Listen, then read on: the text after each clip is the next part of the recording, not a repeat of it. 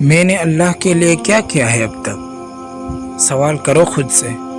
اس پہ نہ جایا کرو کہ اللہ نے لیا کیا ہے اور دیا کیوں نہیں، بلکہ اس پہ آ جاؤ کہ اللہ نے دیا کیا ہے، کیا میں اس کے قابل ہوں؟ کچھ کیا آپ لوگوں نے اللہ کے لیے؟ کیا کیا؟ اللہ تو کہتا ہے ما خلقت الجن والانس الا لیعبدون، میں نے انسانوں اور جنوں کو اپنی عبادت کے لیے پیدا کیا ہے۔ تو مجھے بتاؤ کہ آج تک عبادت کا حق بھی ادا کیا؟ نہیں کیا، کر ہی نہیں سکتے یار۔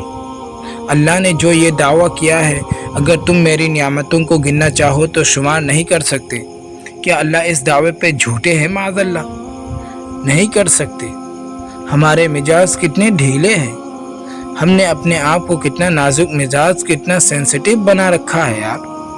اللہ تھوڑی سی مصیبت بھیجتا ہے، تھوڑی سی پریشانیاں بھیجتا ہے، تھوڑی سی بیماریاں بھیجتے ہیں، ہمارے سروں پر آسمان ٹوٹ پڑتا ہے یار۔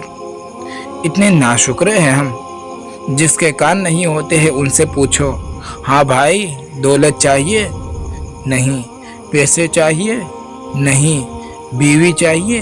نہیں۔ تو کیا چاہیے؟ کان چاہیے۔ ماں کی کیا آواز ہے، بہن کی کیا آواز ہے، اذان کیسے ہوتی ہے، آوازیں سن نہیں پا رہا ہے یار۔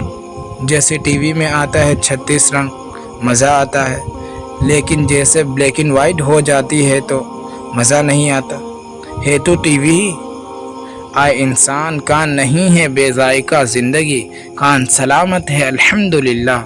اپنے صحت پہ اللہ کا شکر ادا کرو، اپنے پاؤں پہ کھڑا ہونا سیکھیے، اللہ کا شکر ادا کرے، پریشانیاں دور ہو جائے گی، مشکلات آسان ہو جائے گی۔ اللہ سے بدگمانی اور مایوسی کی وجہ سے اللہ سے محبت پیدا ہو جائے